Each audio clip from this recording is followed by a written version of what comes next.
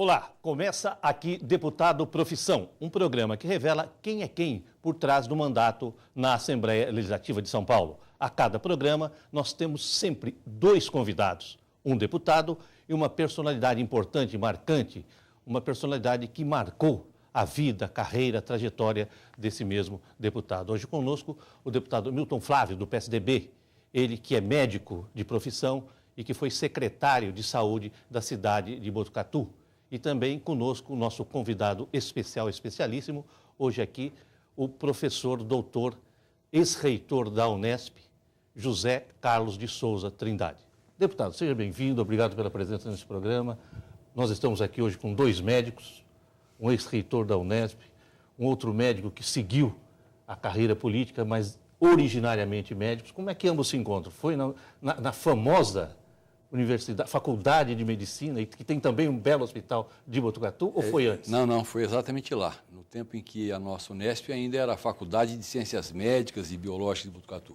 É uma faculdade inovadora. Institutos isolados. Institutos isolados de ensino, e Botucatu congregava ali 4 cursos, inicialmente, Ciências Biológicas, Agronomia, Veterinária e Medicina. E eu sou da 4ª turma.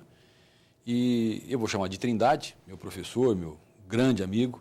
O Trindade era um ícone na área da cirurgia, né? Era considerado assim, um bisturi de ouro, uma pessoa que operava muito bem, tinha uma técnica perfeita, excelente de data e um indivíduo muito trabalhador, né? E a gente se conheceu, eu era uma liderança estudantil, Trindade havia sido também líder estudantil no seu tempo, era uma liderança política na faculdade, não é por outra razão que foi diretor da faculdade, diretor do hospital e virou reitor da minha universidade. E durante muito tempo e até hoje é um exemplo que eu procuro copiar. Só para contextualizar, liderança estudantil quando? Que época? O Trindade é um pouco depois, ele fala, né? O Trindade tem 10 anos a mais do que eu, não parece, mas tem, né? E eu fui liderança estudantil na década de 60, eu entrei na faculdade em 66. Anos de chumbo. Anos de chumbo, né? Quando caiu Ibiúna. É isso que eu queria localizar. Exatamente, foi na época de Ibiúna, fui companheiro do Zé Dirceu de movimento estudantil. E eu fui secretário-geral. Travassos era do meu grupo, era da AP, Catarina Meloni, né? E eu fui secretário-geral do Centro Acadêmico em 66, 67, vice-presidente em 67, 68 e presidente em 68, 69. E em função disso, cadeia, processo na Lei de Segurança Nacional, e aí, né, tive que pedir colinho muitas vezes para os professores que nos acolhiam e nos ajudavam e nos defendiam quando era necessário. Então, nesse período, Botucatu, então, tinha toda essa efervescência política também? Tinha uma importância política? Tinha, Barreiro. Nós fizemos um movimento em Botucatu que muita gente não se lembra. Eu, por acaso, falei com o Zé Roberto Faria Lima esses dias, aqui nos encontramos no plenário da Assembleia, e nós viemos a pé, em 67, de Botucatu até São Paulo, a pé pela estrada, vestindo apenas... São 200 e poucos, 270, 230 quilômetros.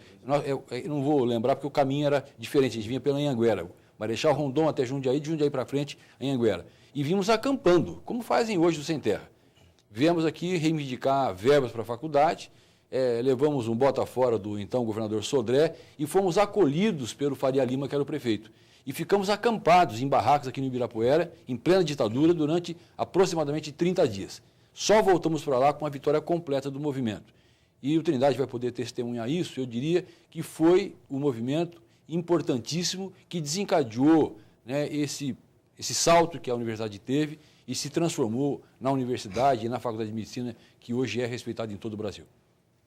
Professor Trindade, obrigado pela presença, seja bem-vindo a esse programa. Eu agradeço, é uma honra estar aqui, principalmente reencontrar o Milton Flávio, que é um... Eu ouvi esse depoimento sobre os bons tempos. Exato. Duros, mas bons. Bons. Porque de formação. Não tem dúvida. E, na realidade, eu acompanhei, de fato, o início da atividade do Milton Flávio. Foi uma grande liderança lá em Botucatu. Começou no meio estudantil e chegou a presidente do CAPES. E esse movimento que ele fez a referência é a chamada Operação Andarilho, ficou conhecido como Operação Andarilho. Realmente foi um movimento muito importante e que, de certa forma, eu diria que do ponto de vista assim, de equipamentos, de transformação da faculdade, seria antes e depois da Operação Andarilho.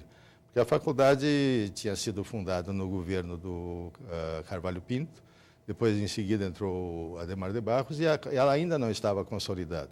Não tinha hospital-escola, o hospital ainda estava em fase de... Era um prédio que tinha sido destinado originalmente pela Secretaria da Saúde para Hospital de Tratamento de Tuberculose, exatamente igual ao Hospital de Assis e de Araraquara, a mesma planta física, mas não tinha sido ainda perfeitamente adaptado. Então, estava criando um problema didático muito sério para os estudantes.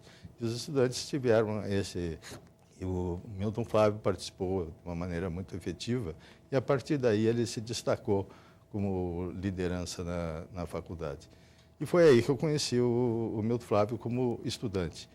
Eu acho que tem que ser feita uma referência que, apesar de ele ser um excelente líder estudantil, ele também era um aluno muito responsável e muito bom aluno. Então, ele conseguia equilibrar a sua atividade política com a sua atividade de estudante.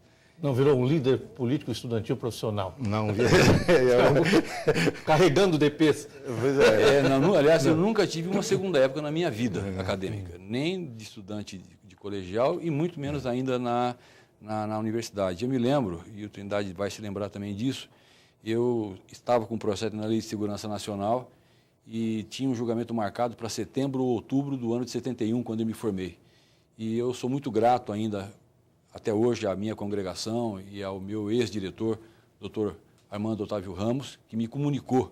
Eu vou fazer aqui uma autopromoção, mas de todas as matérias que eu fiz no 6º ano em Botucatu, em todas eu tirei 10.